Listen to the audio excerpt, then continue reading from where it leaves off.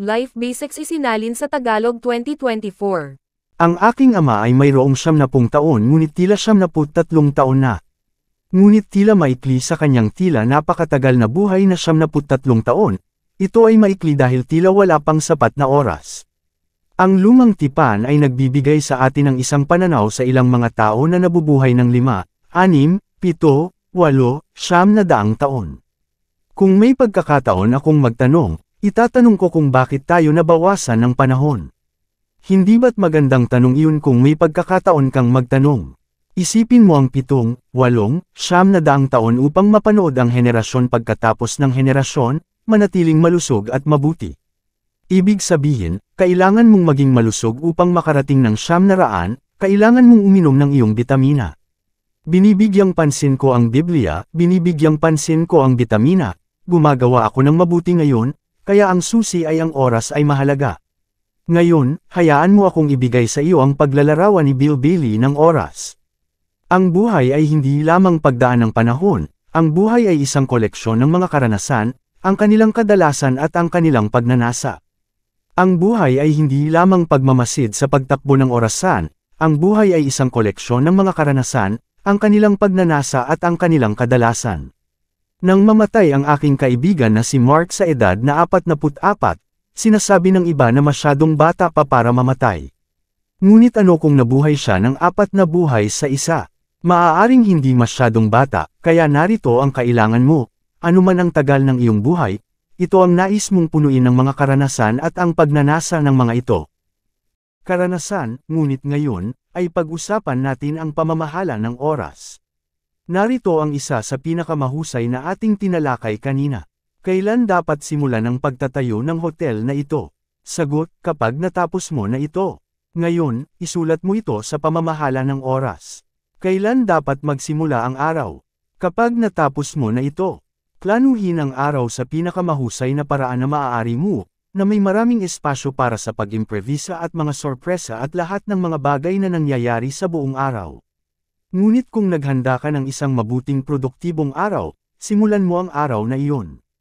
Hindi mo akalain kung gaano kahalaga ang iyong oras. Huwag magsimula ng araw hanggat hindi mo pa ito natapos.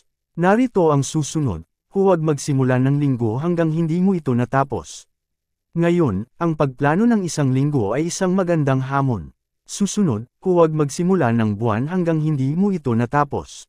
Ang mga lugar na pupuntahan at ang mga taong makikita at ang produksyon at benta at mga customer at pag-unlad at lahat ng iba pang nais mong makamit sa loob ng 30 araw, huwag magsimula ng buwan hanggang hindi ito tapos. At narito ang malaking hamon, huwag magsimula ng taon hanggang hindi mo ito natapos sa abot ng iyong kakayahan. Hindi ito maaaring matapos kung minuto sa minuto, ngunit sa pagtutok ng mga bagay na nais mong makamit sa loob ng taong 2002, siguraduhin na ito ay nakaset at handa na. Ngunit sa oras na dumating ang ika-1 ng Enero, maaaring magulo at maaaring magbago ang lahat, ngunit ginagawa mo ito at ginagawa mo ito ng maayos. Ang laki ng progreso sa unang 70 araw. Ngayon, nakuha mo na. Pinarami mo lahat ng ito ng 2 ng 3. Dahil nangyari sa akin, iniisip ko, wow, ito ay magiging isang magandang taon. Sa oras na matapos ko ang 3 buwan, nasa momentum ako. Masakit ang katawan ko at maraming mga bagay ang nangyayari. Binago ko ang buong plano ko para sa taon. Okay, ngayon isulat mo ito. Mga paraan sa pamamahala ng oras. Narito ang unang isa, ipagwalang bahala ang paksa. Ibig kong sabihin ay magandang payo. Huwag hayaang masyadong abalahin ka. Dahil tandaan mo, ngayon, hindi mo kailangang gawin ang anumang bagay. Kaya kailangan kong makontrol ang aking oras. Ang sagot ay hindi. Hindi mo kailangan kung gusto mong pakawalan lahat ng ito. Maaari mong pakawalan lahat ng ito. Ibig kong sabihin ay ito ay magandang payo. May nagsasabi dapat mong isulat ito. Ipagwalang bahala ang lahat ng mga dapat mong gawin. Kung sila'y nagbibigay ng pangkalahatang impormasyon, mas mabuti na sabihin natin kung ikaw ay nagtuturo, dapat tayo at hindi ikaw. Kaya hayaan mo akong makinig ng hindi ito masyadong nakakapag-init ng ulo. Kung lahat ay gagawin ito, iyon ang magiging mahusay. At pagbibigyan mo ng pagkakataon ng isang tao na pumili kung gagawin nila ito o hindi nila ito gagawin. Ngunit kapag sinimulan mo ang dapat mong gawin o kailangan mong gawin, kita mo mayroon tayong ilang tensyon at marahil ang ilang mga problema. Kaya ang dapat mong gawin parati ay lumilikha ng problema. Kapag kausap mo ang iyong mga anak, sabihin mo hindi. Kung ang mga bata ay gagawa nito, hindi parati sinasabi kung gagawa ka nito. Kung gagawa ka nito, ang buhay ay magiging mas maganda. Ngunit kung gagawin ito ng mga bata, ang buhay ay magiging mas maganda. Parang nagbibigay ka ng kaunting payo at nagpapahintulot. Pakinggan sila at pagkatapos ay mas kaunti ang pagtatalo. Ito ay nagbibigay sa atin ng pagpipilian sa isa sa aking mga seminar. Narito kung ano ang itinuturo ko, lahat ng uri ng buhay ay nagsusumikap hanggang sa maksimum ng kanilang potensyal, maliban sa mga tao. Gaano kataas ang isang puno, ito ay aakyat hanggang sa abot ng kaya nito. Hindi ka kailanman nakarinig ng puno na lumaki sa kalahati lamang ng kaya nito. Hindi kailanman nangyari na ang puno ay lumaki ng kalahating taas nito. Ang puno ay nagtatanim ng mga ugat nito sa pinakamalalim na kaya nito, umaabot sa pinakamataas na kaya nito, naglalabas ng bawat dahon na kaya nito, bawat prutas na maaari nitong magawa hanggang sa maksimum. Lahat ng uri ng buhay ay nagsusumikap hanggang sa maksimum maliban sa mga tao. Ngayon, bakit hindi ang mga tao? Isulat mo ito. Binigyan ka ng dangal ng pagpipilian. Hindi ka robot. Hindi mo kailangang ulitin ang taon na ito gaya ng nakaraang taon. Maaari mong wasakin ang plano ng nakaraang taon at gumawa ng bagong plano. Kaya ang dignidad ng pagiging tao. Narito ang pagpipilian sa pagiging tao, na maging bahagi ng lahat ng dapat nating maging, o maging lahat na pagsusumikap para sa lahat, o kalahati, o bahagi, o ilan. Ang pagpipilian ay nasa iyo kung magsasanay ka ng isang kasanayan o 10 kasanayan. Kaya ito ay mabuti. Ako ay masaya na mayroon pa akong natututunan na isa pang wika, ngunit may ilan na nagsasabing, hey, mag-aaral ako ng 6 o 7, at ito ay isang bagay ng pagpipilian. At kapag sinabi ng ibang tao na hindi dapat mong aralin ang 4, kailangan mong labanan ito. Lahat ng mga ito ay tungkol sa personal na dangal at hindi mo nais na sirain ang dignidad ng iba sa pamamagitan ng paggawa ng lahat ng pamamahala ng oras. Narito ang susunod, magbaba ka sa isang mas madali, sabi ng mga lalaki sa sales. Gustong-gusto ko ng magmamay-ari ng kumpanya, wakas ay may-ari na ng kumpanya ngayon. Wala siyang oras na maglaro ng golf, sabi niya. Noong ako'y nasa sales, kumikita ako ng malaking pera. Naglalaro ako ng golf 3 araw sa isang linggo. Walang pakialam sa pagmamay-ari ng isang bagay, walang pakialam sa pamamahala ng aking buhay, hindi kailanman naging akin ang aking buhay. Pagkatapos ko simulan ang pamamahala, bumabalik ako sa sales. Tingnan mo ito, ang susi, kung ikaw ay masyadong naiipit, maaaring isaalang-alang mo ang pagbaba sa isang bagay na may kaunting mas madaling pressure ng oras. Ang isang batang babae ay nagsabi sa kanyang ina, pag-uwi ni Daddy, dala ang kanyang briefcase at hinahaplos ako sa ulo at sinasabi hello at nawawala at nagtatrabaho sa mga papel. Paano kung bakit hindi maglaro ang daddy ko sa akin? At ang kanyang ina ay nagsabi, tingnan mo, mahal na mahal ka ng daddy mo, ngunit siya ay sobrang abala sa trabaho. Hindi niya magawa lahat ng kailangan niya kaya't kailangan niyang dalhin ito sa bahay. Mahal ka niya, ngunit yan ang dahilan kung bakit hindi siya makapaglaro sa iyo. At ang munting batang babae ay nagsabi, bakit hindi na lang nila ilagay si Daddy sa isang mas mabagal na grupo? Kaya isulat mo ito ngayon, kung wala kang oras para sa iyong mga anak, maaaring isaalang-alang mo ang sumali sa isang mas mabagal na grupo. Tandaan mo, noong sinabi ko na may mga bagay na pinuntahan ko na nagkakahalaga ng masyado, kaya't isaalang-alang mo ang susunod na susi sa pamamahala ng oras, na mas mahabang oras at mas mahirap ngunit mayroong limitasyon dito. Halos nawala ang aking kalusugan noong unang taon na sobrang abala ako sa personal na pag-unlad at pag-abot sa tagumpay. Para na akong nababaliw. Alam mo, sinabi ko sa iyo na payat ako, ngunit sa dulo ng unang taon na iyon, ako ay parang isang naglalakad na anino at biglang sumagi sa akin, paano kung yumaman ako at sobrang sakiti na hindi ko magamit ito. Ibig sabihin, iyon ay isang malaking sorpresa. Kaya nagsimula akong magbalanse at maging mas may saysay. Sapagkat sinabi ko, kung hindi sapat ang 12 oras, gumawa ng 14. Kung hindi pa rin sapat, gumawa ng 18. Ibig sabihin, gaano karaming oras ang kailangan at tiyak na gumastos ito ng sobra. Kaya tingnan mo ang pagtatrabaho ng mas mahaba at mas mahirap. Para sa iba, maaaring angkop kung ikaw ay nagpapahinga lang at hindi gumagawa ng marami. Ito ay maaaring maganda, magtrabaho ng mas mahaba at mas mahirap, ngunit mayroon kang limitasyon sa paggawa ng mas mahirap. Narito ang susi, hindi ang paggawa ng mas mahirap kundi ang paggawa ng mas matalino. Kapag ikaw ay nagtrabaho ng husto sa abot ng iyong makakaya, na ginagawa ang pinakamahusay na maaari mo sa pisikal na pag-eepekto sa tamang oras.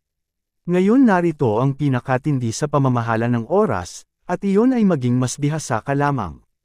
Noong una akong pumasok sa pagdebenta, alam mo, ako ay kasama ng mga taong maaaring kumuha ng 9 sa 10 o 8 sa 10. At noong una akong nagsimula, ako ay maaari lamang kumuha ng 1 sa 10. Ngunit narito ang ginawa ko, nagtrabaho ako sa buong magdamag. Kaya't gagawin ko ang kapalit ng dami ng mga numero kung ano ang kulang sa kasanayan. Iyon ang maganda sa pagbebenta, kailangan mong isulat kung ikaw ay bago, gumawa ka ng kapalit sa dami ng mga numero kung saan ka kulang sa kasanayan.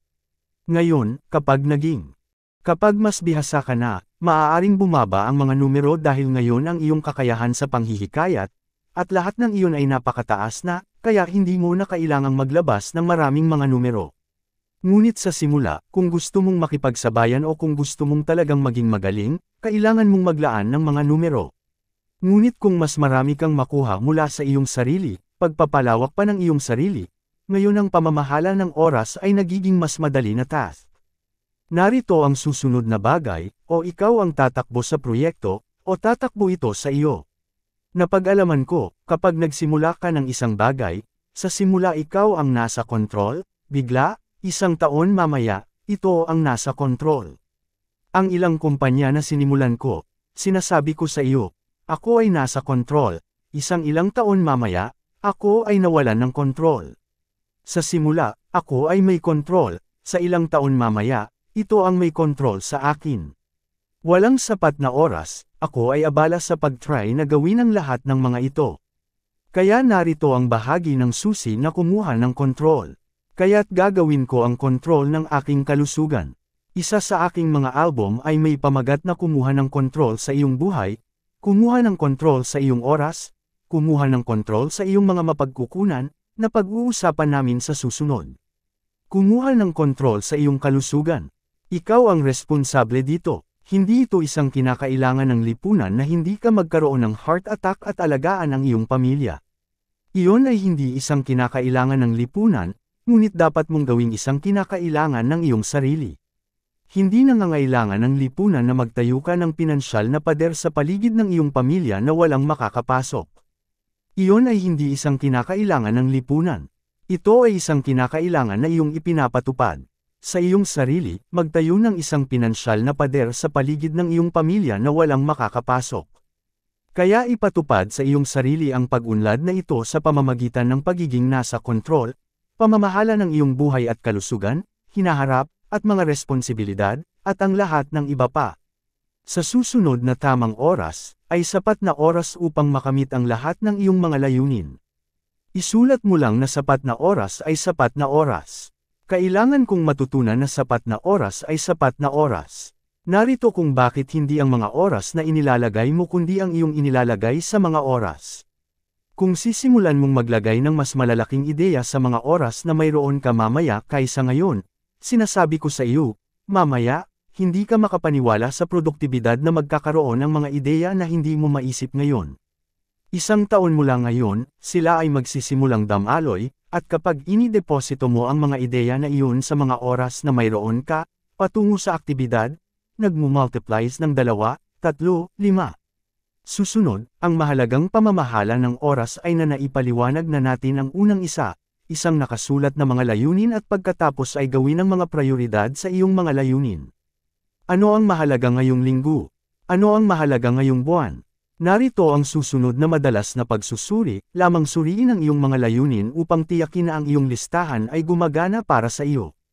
Ito ay nagbibigay inspirasyon. Ito ay nagbibigay sa iyo ng saya. Kaya Mrs., bakit ka gising ng maaga? Sabihin mo, kung ikaw ay papunta kung saan ako papunta, ikaw ay maaga rin nagising. Kung ikaw ay pupunta sa kung sino ang sasalubungin ko, ikaw ay madyay gising ng maaga. Kung ito ay para sa iyo kung paano ito para sa akin, ikaw ay madyay gising ng maaga. Narito ang ilang mga mahahalagang aspeto ng pamamahala ng oras. Matuto kang pag-aralan ang tinatawag nating mga pangunahing bagay at mga maliit na bagay. Kapag sumagot ka sa telepono, narito ang dapat mong sabihin, ito ba ay isang pangunahing usapan o isang maliit na usapan? Kung maliit lang, ilang mga kagandahang loob at tapos na. Kung pangunahing usapan, marahil kailangan mong gumawa ng ilang tala. Narito ang susunod, mahalaga na mayroon kang isang agendang ginawa bago ka tumawag. Isulat mo lang ng kaunti ang iyong agenda. Madali lang ngayon na mag-usap ng hindi pinaghahandaan. Nakarinig ka na ba ng usapang natapos na gaya nito? Mayroon pa yatang iba. Tingnan natin. Hindi ka mukhang mabilis sa pag-iisip. Hindi ko maalala sa ngayon. Tawagan kita ulit. Tingnan natin. Mayroon pa, hindi ko maalala. Talaga. Kaya ngayon, gumawa ng agenda bago ka tumawag. Kung mahalaga ang tawag, iyan ay makakatipid sa iyo ng lahat ng mga bagay. Tumawag ka kay John, isang sales agent, at sabihin mo, John, naalala mo ba yung 4 na bagay na tinalakay natin? Sabi niya, hindi tayo nag-usap tungkol doon. At pagkatapos, ilabas mo ang iyong petsa at oras o anuman, at nandyan ang listahan na ginawa mo noong tumawag ka. Sabi niya, parang naaalala ko nga. At mayroon kang listahan na nagsasabi sa kanya. Lalo na kung sales agent ang kausap mo, kaya kang pabulaanan ng mga nasa isip nila, totoo yan. Hindi tayo nag-usap tungkol doon.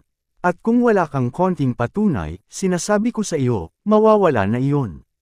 Kaya't gumawa ng agenda bago ka tumawag. Kaya anong ang pangunahin, ano ang maliit ngayon narito ang susi dito? Huwag magbigay ng labis na pansin sa mga maliit na bagay. Kung ginugol mo ang malaking oras sa mga maliit na bagay, sinasabi ko sa iyo, palagi kang maiiwan sa likod. Narito ang natutunan namin sa pagsasanay sa pagbebenta, ano ang pangunahing oras at ano ang maliit na oras. Ito ang maliit na oras, pag-iisip sa. Ito sa mga prospects. Narito ang maliit na oras, paggawa ng listahan ng mga prospects. Narito ang maliit na oras, pananatili ng mga talaan sa mga prospects. Narito ang maliit na oras, pagpunta upang makita ang prospekto. Narito ang maliit na oras, pag-evaluate sa prospekto pagkatapos mong pumunta doon. Iyon ay lahat ng maliit na oras. Narito ang malaking oras sa harap ng prospekto. Iyon ay importante. Iyon ay malaking oras. At kung titingnan mo kung ikaw ay sa pagbebenta at titingnan mo ang isang linggo, sasabihin mo, Diyos ko, ay ginugol ko ang 70% ng aking oras sa mga maliit na bagay at napakaliit ng oras sa mga malalaking bagay. Sa harap ng ilang oras sa harap ng aking araw, ilang oras sa harap ng aking linggo ng pagbebenta, dahil ang oras na talagang mahalaga ay sa harap ng malalaking bagay at maliit na bagay. Narito ang isa pang mahalagang aspeto ng pamamahala ng oras, huwag hayaang may palagay na ang paggalaw ay pagtatagumpay. Madali kang magpalinlang sa pamamagitan ng pagiging abala. Pag-uwi sa gabi, pagod na sa pag-upo, at sinasabi, ako ay patuloy sa paggalaw. Ito ang malaking tanong, ginagawa ang ano ito, hindi ang layunin. At patuloy sa paggalaw ito ang iba't ibang tao ay patuloy sa paggalaw ito at sila ay gumagawa ng 8. Ang pag-unlad nila ay maliit. Kaya huwag palitawin ang paggalaw para sa tagumpay. Narito pa isa sa pagbebenta, natutunan namin, huwag palitawin ang kagandahang asal para sa pagsang-ayon. Kung ang isang tao ay magalang at sila ay tumango, sinasabi mo, sila ay bibili. Alam mo, sila ay magalang. Hindi mo maituturing ang kagandahang asal para sa pagsang-ayon. Ngayon, narito ang malaki ang konsentrasyon. Ito ay kinailangan kong matutunan lahat ng mga taon na iyon ako ay sa paliligo habang sinusubukang makapagsulat ng sulat, natuklasan na ang naging resulta ay isang kakaibang sulat. Kaya narito kung ano ang aking natutunan na gawin, itabi ang trabaho hanggang makarating ka sa opisina, itabi ang trabaho hanggang makarating ka sa trabaho. Huwag subukan na makarating sa opisina habang papunta sa trabaho, ay enjoy ang daan at ang pag-shower. Saka magtrabaho kapag nakarating ka na sa trabaho. Natuklasan ko ito na nakakatulong ang konsentrasyon. Narito ang isa pang malaking bagay, matutunan mong magsabi ng hindi. Sinasabi ko sa iyo sa isang lipunan na napakasosyal na meron tayo ngayon, napakadaling subukan na maging mabait na tao na sinasabing oo, oo, oo sa lahat ng bagay. Natagpuan mo ang iyong sarili na sobrahan, at ngayon kailangan mong tawagan. Gosh, alam mo ang lahat ng oras na kailangan mong bawiin ang isang bagay na sinabi mo agad na oo. Dito ang maaaring mas mabuti. Hindi ko iniisip kaya hindi ko iyon pinapansin, ngunit kung magbabago iyon, tatawagan kita. Mga maliit na bagay na maaaring gamitin upang hindi overcommit ang iyong sarili. Sinasabi ng kaibigan ko na si Ron Reynolds, huwag hayaan ang iyong bibig na sobrahan ang iyong likod. Ito ay maganda. Narito ang isang malaking konsepto sa pamamahala ng oras, kapag nagtatrabaho ka, magtrabaho, kapag naglalaro ka, maglaro. Huwag haluin ang dalawa. Huwag magtrabaho habang naglalaro. Dati, dinala ko ang aking pamilya sa beach at dala ko ang aking briefcase. Natutunan kong hindi gawin iyon o sa beach. Sinasabi ko, dapat ako sa opisina. Dapat ako sa opisina. Ngayon, ang aking pamilya ay nasasaktan dahil ako ay nasa beach at iniisip ko, opisina, opisina, opisina. Ngayon kapag nasa opisina ako, iniisip ko, kailangan ko ang aking pamilya sa beach, beach, beach. Kaya't hindi gaanong maayos ang mga bagay. Maigi sa opisina dahil iniisip ko ang beach, at hindi gaanong maayos sa beach dahil iniisip ko ang opisina. Narito ang aking natutunan na gawin sa beach, narito sa beach, sa opisina, narito sa opisina. Kapag nagtatrabaho ka, magtrabaho, kapag naglalaro ka, maglaro. Huwag haluin ang dalawa, huwag magtrabaho habang naglalaro. Ngayon, narito ang isa sa pinakamahalaga, huwag maglaro sa trabaho. Ang trabaho ay seryoso, masyadong seryoso. Ayaw mong magkaroon ng reputasyon na ikaw ay ang nakakatawa sa opisina. Hindi ito maganda. Oo, may oras para sa mga magagandang kwento. Oo, may oras para sa kaunting kalokohan. Oo, mas mabuti kung masaya ang opisina, syempre. Ngunit sinasabi ko sa iyo, kailangan mong maging seryoso tungkol sa trabaho, dahil pinapatak mo ang isang piraso ng iyong buhay para sa trabaho na iyong ginagawa. Ang iyong trabaho ay nagkakahalaga ng isang piraso ng iyong buhay. Ito ang tinatawag na seryosong negosyo. Hindi malungkot, ngunit seryoso ang kahulugan. Huwag maglaro sa trabaho. Ang tanging tao na hindi ko na iniisip na nagsasayang ng oras sa opisina ay nagsasayang ng oras, nagbibiro, nagtatrick, walang lugar, hindi sa lugar ng trabaho. Sa beach. Oo. Sa bar. Oo. Sa ibang lugar. Oo. Hindi sa trabaho. Kailangan mong tretuhin ang trabaho ng may buong pagmamahal at pasyon, dahil ito ay patungo sa iyong hinaharap. Narito ang isa pang mahalagang salita, ang lahat ng trabaho ay maganda. Maaaring hindi mo gusto ang iyong trabaho, ngunit kung ito ay mga hakbang na patungo sa kung saan mo gustong pumunta, kailangan mong pahalagahan ang iyong trabaho. Hindi mo kailangang magkaroon ng pagnanasa para sa iyong trabaho. Narito ang pangwakas na pagnanasa, ang pagnanasa para sa hindi kapani-paniwalang tagumpay sa bawat bahagi ng aking buhay. Iyon ang pagnanasa. Ngunit huwag kang tumingin sa mababang uri ng trabaho na kailangan mong gawin upang sa wakas ay makarating ka sa kinaroroonan mo. Gusto mong pumunta. Walang trabaho ang mababang uri. Walang trabaho na hindi nangangahulugang ang bawat trabaho ay marangal. Nagtatrain ng buhay para sa bayad, nagbibigay ng kontribusyon sa lipunan. Susunod, suriin kung sino ka at kung mayroon kang ilang kahinaan. Kung hindi, tila hindi mo mababago. Narito ang susi, ipakupkup. Dati ay patuloy na nangako sa aking sarili na iaayos ang mga aklat. Sa wakas, pinabayaan ko iyon. At noon, kailangan ko lamang ng dagdag na 50 hanggang $60 bawat buwan para sa isang accountant na mag-ayos ng mga aklat, dahil alam ko na magtitipid ako ng $50. Hindi mo kayang paniwalaan kung gaano ako nagpapabiye sa produktibidad dahil sinubukan kong tipirin ang $50. Kaya ang susi, maraming beses, maaari kang manatili tulad ng dati, ngunit siguraduhin mong maipatupad mo ito ng maayos, okay. Susunod, mag-ingat sa telepono at sa lahat ng iba pang mga sistema ng komunikasyon, lalo na ang telepono sa bahay at mga sistema ng komunikasyon sa bahay. At narito ang isa sa pinakamahusay na linya na mayroon ako para sa iyo para sa weekend. Hayaan ang lahat ng mga sistema ng komunikasyon na maglingkod sa iyo, ngunit huwag hayaan na sila ay manghimasok kapag panahon na maghapunan kasama ang iyong pamilya. Patayin mo ang lahat ng mga sistema maliban sa mga maaaring tumanggap ng mga mensahe ng tahimik. Huwag hayaan ang telepono na tumunog, huwag hayaan ang sinuman na manghimasok sa pinto, mula sa harap o mula sa likod o sa telepono, o anumang iba pang aparato, kaya hindi mo maabot si John at ang kanyang pamilya kapag siya ay may hapunan. Ang Pangulo ng Estados Unidos ay hindi makakapasok kung ikaw ay magkaroon ng ganitong uri ng reputasyon. Ama, ina, kapag nagdijete kami, kapag nagbibisita kami at nagkakaroon ng oras sa aming pamilya, walang nakakalikot.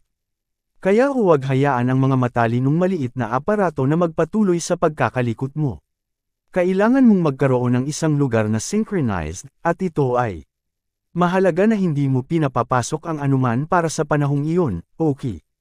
Hindi ba't magandang payo ito? Napakagandang payo. Narito ang susunod, basahin lahat ng mga aklat.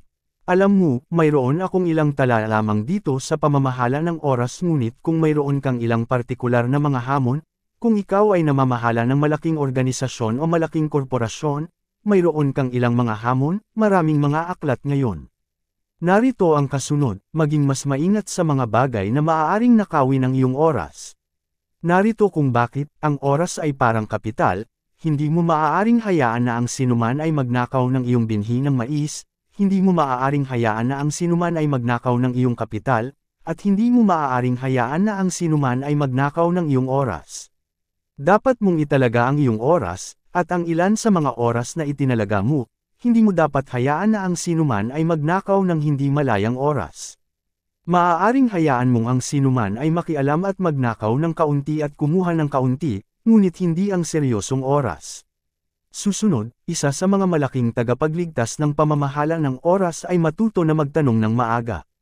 Minsan, nakakausap mo ang isang tao ng isang oras, pagkatapos, nagtatanong ka at nalalaman mo kung nagtanong ka lang ng maaga, maaari mong nasadyep ang iyong sarili ng isang oras.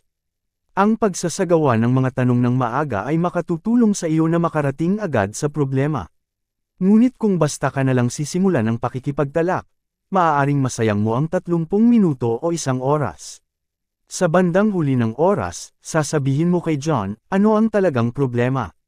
Sasabihin niya, personal ito. Iyon ang dapat mong pag-usapan sa buong oras. Susunod, matuto na mag-isip sa papel. Ngayon, magkakaroon tayo ng pahinga. Mayroong ilang paraan para mag-isip sa papel. Una, ay mayroon na tayong tinakpan, ang pagsasagot ng mga problema.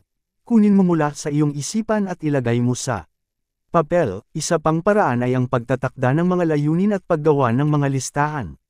Nagsimula na tayo rito. Narito ang isa pang magandang paraan para mag-isip sa papel, ito ay isang projects book. Bawat tao na iyong kausap at bawat proyekto na iyong pinagtatrabahuhan ay magkaroon ng isang maluwang na binder at isang tab at ilang piraso ng papel sa likod ng tab. Gawin ang isang maliit na patuloy na buod kung paano ito nagmumula sa iyo at sa taong iyon at sa proyektong iyon. Tinatawag ko itong isang projects book. Ito ay napakalaking tulong sa akin. Pero ano ang nangyayari sa pagitan mo at ng taong ito noong huling magkasama kayo? Ano ang iyong pinag-usapan at mayroon ka bang ilang tala doon? Narito ang aming pinag-usapan noong huli tayong magkasama. Ngayon, kapag magkasama ulit kayo, maaari mong suriin iyon para mas alam mo kung ano ang dapat pag-usapan. Kapag handa ng maglakbay ang Pangulo at makikipagkita sa ilang mahahalagang tao, ano ang dala nila? Ang mga briefing book na ito, di ba? Noong huling kasama mo si Khrushchev, sinabi ni Kennedy, ito ang sinabi niya, ito ang sinabi mo. Sabi ni Kennedy, ito ay mahalaga, kailangan kong tandaan iyon. Kung ang isang tao ay mahalaga, ito ay isang munting listahan ng mga pangyayari. Maaari ka ring magkaroon ng isang project book para sa iyong mga anak. Narito ang mga nangyayari sa pagitan ko at ng aking anak. Nag-usap kami tungkol dito, at nag-usap kami tungkol dito. Sumunod ay ang pagdagdag ng isang timer para makapag-ayos ng lahat ng iyong mga appointment. Alam mo, ang aking kalendaryo ay puno ng mga oras kung kailan ako sasakay sa eroplano, kailan ako mag-seminar, kailan ako magpupulong, at iba pa. Sumunod ay isang plano ng laro. Alam mo kung mayroon kang isang plano ng laro. Alam mo kung mayroon kang bahay, at alam mo, ang seguro ay magiging dapat na bayaran, at may ilang iba pang bagay na dapat bayaran. Mula mang ito sa isang spreadsheet, siguruhin ito ay naaayos. Ang pangunahing parirala ay ilabas ang mga bagay mula sa iyong ulo at ilagay ang mga ito sa papel, at ang susi ay subukan lamang ang iba't ibang paraan na makakatulong sa iyo. Gawin ito ngayon. Heto ang huling isa, mag-isip sa papel. At iyon ay upang magkaroon ng isang journal. Isa sa mga bagay na kilala ako sa buong mundo sa loob ng 39 hanggang 40 taon ngayon ay ang pagkakaroon ng isang journal. Ngayon, ang aking journal ay hindi isang diary lamang. Ito maaaring bahagi ng diary. Alam mo na lumilipad ako sa ibabaw ng Ireland at isinusulat ko ang ilang mga bagay na nag-impress sa akin. Ngayon, nakilala ko ang taong ito. Wow, anong kakaibang pangyayari. Ngayon, ang amoy na isinagawa ko ang seminar sa Rome, libong tao ang tumayo at kumanta para sa akin. Mayroon akong kaunting diary doon, ngunit ito ang pangunahing layunin ng iyong journal ay upang kolektahin ang mga magagandang ideya. Isang journal ay upang kolektahin ang mga magagandang ideya tungkol sa iyong kalusugan, mga magagandang ideya para sa iyong negosyo, mga magagandang ideya para sa iyong hinaharap, mga magagandang ideya para sa pamamahala ng oras. Dahil dati kong kinukuhaan ng mga notes sa mga piraso ng papel at pinupunit na mga sulok at likod ng mga lumang sobre sa restaurant, at itinapon ko ang lahat ng ito sa isang aparador. Hindi ito nakatulong sa akin. Natuklasan ko ang Lillern upang magkaroon ng isang nakatali kopya ng papel at magpatuloy lamang sa journal. Isulat ang aking mga nota dito sa aking journal ngayon. Kung nahuli ka ng walang iyong journal, maaari kang kumuha ng mga nota kapag nakabalik ka sa bahay. Ilagay mo ang mga nota na iyon sa iyong journal. Ibato ang papel dahil hindi naman natin karaniwang ginagamit ang papel para sa pagsusuri. Pero tingnan mo ang aking mga journal ngayon, nagiging mahalagang bahagi na ng aking sariling aklatan. Ang aking mga journal ay lahat inilaan para sa aking mga anak at mga apo. Mo ba maisip kung ano ang aking nakolekta sa loob ng mga taon? Hindi maipaliwanag. May 3 kayamanan na iiwan ko sa likuran. Sa tingin ko, nakuha mo na ang mga tala na iyon. Dito sila, ang numero 1 iyong mga larawan. Huwag iwanan ang pangyayari ng hindi na i-record. Kailangan lamang ng isang maliit na bahagi ng sandali upang sabihin dito kung sino ako kasama kapag naglalakbay ako sa buong mundo. Tama, kukunan natin ng larawan ang lahat ng ito. At narito ang isa sa mga regalo na ipinadadala sa akin ng mga tao, ang mga larawan na kinuhanan nila ng akin at sa kanila. Ito ay bahagi ng mga kayamanan na mayroon ako sa farm. Kahanga-hanga ang isang larawan, may halagang 1,000 salita upang ilarawan ang eksena, ang emosyon, kung ano ang nangyari. Sabihin na, wow, ito ay isang kakaibang araw para sa akin nang makilala ko ang mga taong ito. Narito ang kanilang kwento tungkol sa kanila nang pumunta sila sa aking seminar 10 taon na ang nakaraan. Wow, ang drama ay bumabalik kung kinuha mo ang mga larawan. Ito ay isa sa mga kayamanan na iiwan mo sa likuran kapag umalis ka. Tandaan ang mga lumang larawan na mayroon tayo ngayon. Alam mo, 100 taon na ang nakalipas, 70 hanggang 80 taon na ang nakalipas, ilang larawan lang ang mayroon. Kung mayroon ka ng libu-libong larawan ng nakaraan, ng iyong kasaysayan, ng iyong ina, ng iyong ama, ang aking mga lolo't lola, kaya baguhin ang lahat ng iyon ngayon para sa iyong mga anak. Iiwan ang lahat ng iyong mga larawan bilang isang record. Narito ang susunod na iiwan sa likuran, at iyon ay ang iyong aklatan, ang mga aklat na nagbago ng iyong buhay, ang mga aklat na baguhin ang iyong kalusugan, ang mga aklat na nagligtas sa iyo mula sa pagkalimot, ang mga aklat na ipinasa mo sa ibang tao na sobrang nakakabighani para sa iyo, ang mga aklat na nagpangyari sa iyo na maging pinansyal na independente, ang mga aklat na nagbuo ng iyong pamumuno, mga aklat na nagbigay sa iyo ng karunungan upang pag-isipan kapag mahirap ang mga bagay, ang mga aklat na nagtulak sa iyo sa taglamig, ang mga aklat na tumulong sa iyo na magtanim sa tagsibol at mag-ani sa taglagas.